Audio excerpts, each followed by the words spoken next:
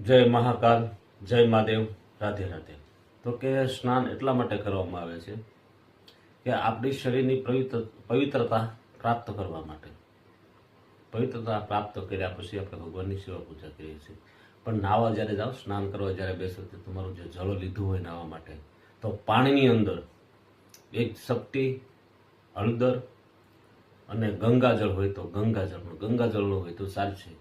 પણ દરરોજ તમે નાવા જાઓ તેની અંદર ચપટી હળદર નાખી એટલે તમારું પાણી જશે એટલું બધું પવિત્ર થઈ જશે.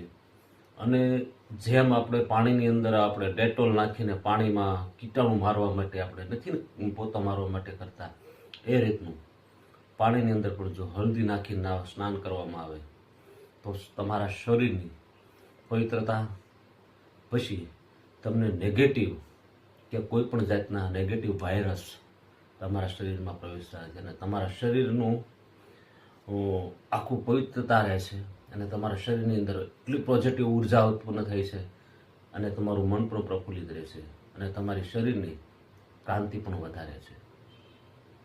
બસ આજ માટે સવારમાં સ્નાન કરતી વખતે હળદી નાખવાનું કારણ આ. જય મહાદેવ, જય મહાકાલ, રાધે રાધે.